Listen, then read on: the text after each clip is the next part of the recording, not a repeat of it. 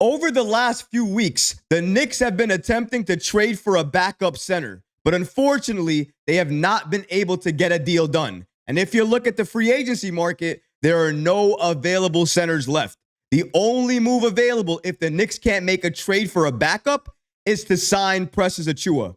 And that's the main question coming from a lot of Knicks fans at this point. Why have the Knicks not signed Precious Achiuwa? Why is he still available? Why have no other contending teams picked him up yet? Well, today, we're going to break down all of those reports and answer those questions. We're going to take a look at this and so much more today. If you're not already subscribed to the channel, go ahead and hit that subscribe button now. And make sure you have notifications turned on so you don't miss a second of the new content. And now, let's get started. Why the Knicks haven't re-signed Precious Achiuwa yet? We all have been waiting for the news. If the Knicks are going to trade for a center, who that center is going to be, or if they're just going to re-sign Precious Achiuwa and go into next season with the current roster that we have. Those are all the current questions. But as you can see, at least according to the latest reports, the Knicks haven't stopped searching for another center that they can get via trade. So that's still their top priority. But if they can't get that player, they're likely going to go to Achiuwa. Now, you might be asking yourself, what is in this for Achiuwa? Why is he waiting? Why not just go sign with another contending team, play with them, increase your value with them, and probably play a lot more with them than you're likely going to play with the Knicks? Why hasn't he done anything like that? Well, shout out to Fred Katz of The Athletic for giving us the following information about the Knicks and their plans for Precious Achiuwa. Let's take a look at those reports. According to Fred Katz, the Knicks remain open to bringing back Achiuwa, who they acquired as part of the December trade that brought OG Anunoby to New York. And yet, for now, they are best leaving Achiuwa unsigned, and Achiuwa can maximize his market by waiting. Now we all know the reason Achiuwa has not signed with any of those contending teams, the reason he's still on the free agency market, and the reason the Knicks have not re-signed him is because it makes sense for them not to do that. Likely because they might be looking to use him in a sign and trade. But let's continue with these reports. However, keeping Achiuwa on the market gives the Knicks opportunity to pivot if needed, and flexibility is extremely important for New York as it continues to try to improve the roster ahead of what could be a contending year for the franchise. According to Katz, while the Knicks could simply sign Achiuwa outright for a few $1 million, they could also look to move him in a sign-and trade for a player that could be an upgrade. Katz states the following exactly. A trade could entice them, but they need the tools to make it happen. Achiuwa would come in handy if they're negotiating with the team also above the first apron.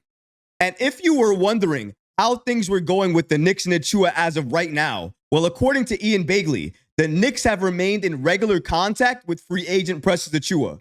Achiuwa has drawn interest from opposing teams, including some contenders. But as Fred Katz just mentioned, the reason he's likely unsigned is because by waiting, he can maximize the amount of money he can get in a sign and trade.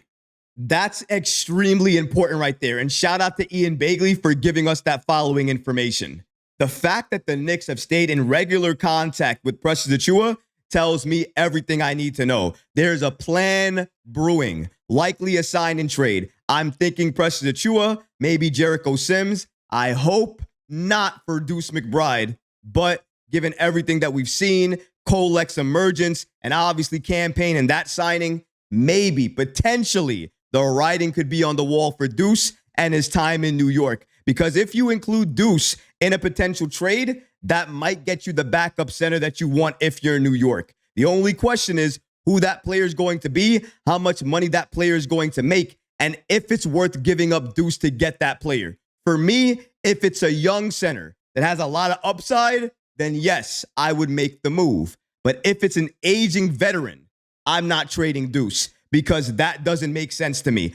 I would rather sign Precious Achiuwa in free agency, get him on this team, roll out him as the backup 5, even though it doesn't make sense traditionally, especially under Tom Thibodeau. Thibs showed you last season. He's okay with going in that direction and playing Achiuwa at the 5. If he was okay with it last year, he's going to be okay with it this year. especially if we don't have any other choice. And it's looking like right now, the Knicks may not have any other choice. A lot of people in the comments have been asking me each and every week, it's another trade target. It's this trade target. Have you ever sat down and wondered why that is? Because I have, and I've come to the following conclusion. When you go after one player that you want and you can't get them and you fail, you go after another. And when you fail there, you go after another. And when you fail there, you go after another. Do you see where I'm going with this? This is exactly what I think is happening to the Knicks. They are trying to trade for a center, but each and every time they get very close and they fail. They're unable to. Maybe because of the assets,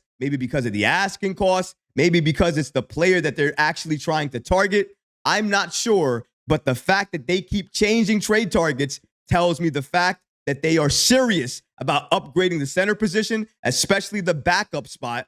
And if they need to include a special player like Deuce to do it, they're going to do it, but only if it's the right player. So I don't want anybody to kill me in the comments. I'm not advocating for them to trade Deuce, but it's likely they will if the center that they want to play backup is available. But the goal is clear. Get a backup center on this team as soon as possible.